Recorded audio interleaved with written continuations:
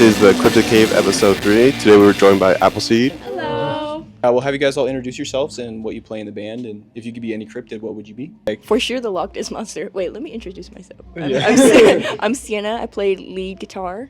I'm Molly. I play guitar and I sing. I would probably be Mothman if he was a sexy woman. I'm Ben. I play bass, and I would probably be Mothman if he was a sexy woman. I'm Benji. I play the drums, and for sure, like a Bigfoot, Sasquatch type of thing. You guys released Screws Loose last year, forming shortly before that. Before that, were you guys in any other bands? When did you guys kind of pick up instruments? And then how's that journey been so far from like last year to this year? Yeah, so Cyenna and I were in another band called Sunday Morning, and we ended that band after high school, and yeah, we have been playing. I've been playing since I was like 13. How about you? 14? 14, yeah. Yeah, what about you guys? I've been playing since I was 11 or 12. Yeah, I've been playing, same, Yeah. like 12, like middle Like school. 6th grade, yeah. Yeah, exactly. But yeah, I played in a band called Part 2 in the Electric Boogaloo's, and that's actually how me and Molly kind of met. And then I played with Benji on a lot of, it was like jazz stuff that we did that I met you through. And Zura stuff. yeah. So that's how we kind of all connected. I was checking out some of the videos on your Instagram of like the double bass where you play that with music. Yeah. It's really cool. Thank you. Outside of music, what do you guys all like to do creatively? I'm an art major, so I do art. I also just like going to concerts and festivals. I'm talking to you about like Best River and Rocky. Yeah. Also just like fashion stuff like that. Yeah, I'm sure Molly can relate too. Yeah, I used to go to the same school as her. I was also an art major. I like to be creative any way I can. I like to sew. I like to make sculptures and paint. Yeah, that's my whole thing. Yeah, I really honestly, I play music all day pretty much, and it's what I've done my whole life. I like to read though, and I'm into history. I'm a history major, so a lot of reading and writing. Not much going on in my life. But, yeah, just playing games, flipping burgers and playing the drums. That's about it for me. Like video games? Yeah, What are some of your favorites? Right now, I've been playing Rocket League a lot, which is kind of like crazy. Yeah. But I just finished Elden Ring recently, which was super. Yeah, that game was awesome. In the last year that you guys have been playing together, do you guys have any favorite memories, either from shows or practice, that just like stand out to you? My favorite memory was playing at the Beverly Theater with the Gins. They're from Canada. They were awesome. And yeah, we went to go eat Thai food before our show, and they were just fun guys. Yeah, it was awesome. It was really fun. That's also my answer. The Beverly Theater in Las Vegas is sort of like that venue that all local bands hope to play. And it was so exciting. It felt like I was such a little fish in a big pond. Yeah.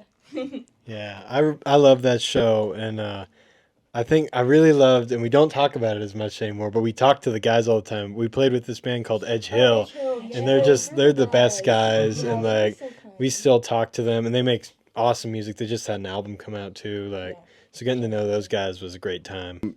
Yeah, that show at the Beverly was a lot of fun. I feel like that was like probably the biggest like scale like stage that we played on, so it was like it felt very like real, and I don't know, it was a lot of fun. I mean, even the smaller shows we do are a lot of fun. I don't know, just any gig is great, to be honest. Yeah. When you guys are on the road or just generally hanging out, who gets aux usually? It's usually Ben because he's usually driving. But he does let us cue stuff. Yeah. And I add as much to the cue as I possibly can fit. So, yeah. I feel like Cyenna adds more than you, actually. Yeah, actually. Sienna's always playing some like third wave emo stuff. It's either third wave emo or Thundercat, which I Yeah. appreciate. But Yeah, that's my shiz. Both amazing options. Think about like kind of like bands you like. So you guys mentioned a lot of influences like Beastie Boys, all the way to like Mannequin Pussy and Modest Mouse. How has that kind of like shifted into your songwriting, and how does like your songwriting process usually go? we usually start just by jamming, and if we like something, we'll stick with it. Sometimes I'll write a song and take it to the band and we'll develop it together, but yeah, all of us have very different influences, and I think that is why we sound the way we sound. We have a big variety of genres we like to play with. We don't really like to stick to just one thing. So Ride the Wave, you kind of loosely talk about recruiting the band, kind of like the Avengers. Yes. Of course, like you kind of talked earlier about how you guys have been in same bands together and stuff, but how did Appleseed finally like fully come together as a band? Oh, I'm answering this.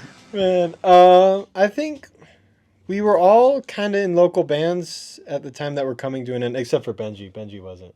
But for the Yes, three he of us, was. you weren't in a band that was coming to an end, though. Like, Oh, yeah. our bands were kind of like phasing out, and, you know, we just wanted to keep going. And I knew Molly really well. Well, I knew Molly pretty well, but I knew I liked Molly, and I knew Molly worked hard, and I think that's kind of why we bonded over that. And yeah, and then Molly, I think, it was Benji we brought in to play drums, and we kind of jammed the three of us, and then we brought Cyenna in, and then it was a real band. Yeah, that's kind of crazy the first Yeah. practice because me and Molly, we've always talked. Oh, sorry, me and Molly has always talked about like starting something new because we just wanted to continue playing music together. We've been linked like this. So when she invited me to come jam with them, I was like, yes, hell yes. And the first practice, we just all clicked. So it was great. That's it. Yeah. So you guys are playing Viva Phoenix Festival soon? Yes, we are. Is that one of you guys' like first festivals? It's our first. Oh, it's First your big first festival? scale. Yeah. That's awesome. We've played like smaller local festivals, but this is definitely probably the biggest festival we've played so far. So That's sick. Are you guys like have any bands you're excited to see while you guys are there? if we can find our way into that Interpol show, we're Yeah. gonna try. Or the Meat Puppets. Meat Puppets is 21 and up, and we really want to get in there. I'm also excited to play with Gate. That's one of the other bands that we're playing with like, I don't know if you know like exactly with the Phoenix like festival thing, but there's like multiple venues. Is it like and, spread across the city, right? Yeah, basically, Yeah. yeah, exactly. Kind of like Treefort, right? Yes, Yeah, yeah. So basically that kind of gist, and like we're playing with this band called Gate, and it's like a versus self like side project thing, and they sounded really good like Cool, from man. what I've listened to them. So I'm excited to see them. That's sick. That sounds like a sick festival. And did you guys all grow up in Las Vegas, like originally? I actually grew up in Hawaii. I didn't move to Vegas until like 2020, right before COVID, and then I was born in like Japan. So Oh, cool. yeah. And then, yeah. I'm born and raised in Las Vegas. I've been there my whole life. I'm born and raised in Las Vegas. I spent a semester in Reno, and I went back to Las Vegas. I was raised in Las Vegas, but I was born in California. I was just curious to talk to you guys about like coming from like the opposite side of the state. It's like not often we get other Nevada bands coming to Reno, like Vegas bands coming here. So just curious to know your guys' experiences coming up in that scene and what it's been like for you guys. The Vegas scene is great. I feel like, I don't know, it's just so familiar for us, and there's a lot of good things. Yeah, the scene, I mean, it kind of fluctuates with its activity, and the main thing is the all-age venues are really hard to come by. If we get any, they're all outside, and Vegas weather is Horrid. super shitty. So bad.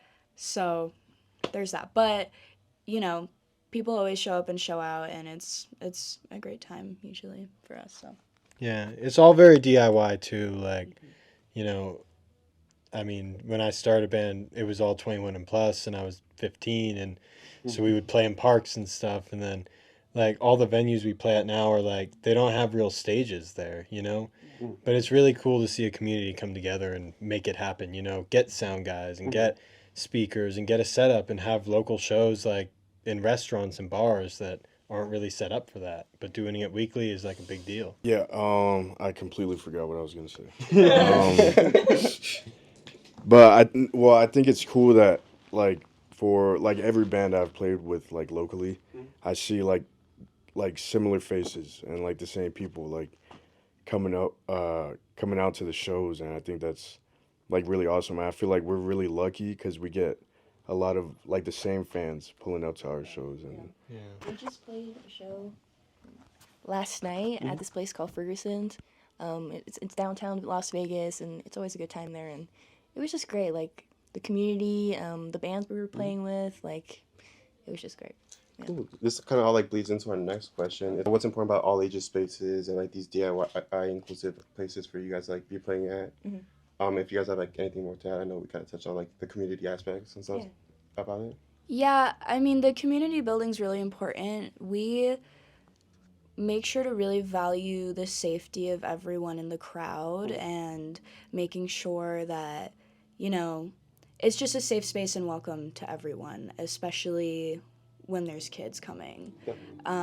We've definitely had to sort of leave behind some beloved venues for that reason, but you have to do it because it's worth it to keep everyone safe. So yeah. Also, just keeping like our music and our merch as well, like accessible for everyone. We want our music just to whoever wants to listen to us and can enjoy us, and it's really important. Yeah. Yeah, I think all ages venues are the most important because that's not just the future of your scene that's coming. That's the future of music. Like, these kids come and they see you play an instrument and they see other people play instruments and they want to do that because that's awesome. And you really lose that when you wait till kids are 18 or 21. They don't have the same passion, same drive, you know? Anything? Nah, not really. Okay. This next question's kind of silly, so sorry in advance. Do you guys believe in ghosts? And if so, have you had any paranormal experiences? Yes, I do believe in ghosts. Because why not? Heck yeah. It's better to believe in ghosts than not to, because what if one day then, I don't know, ghosts will take over or whatever. Anyways, yes. Yes, I believe in ghosts. I grew up in a haunted house. So, yeah, I grew up there and I actually started getting sleep paralysis there that followed me for the rest of my life.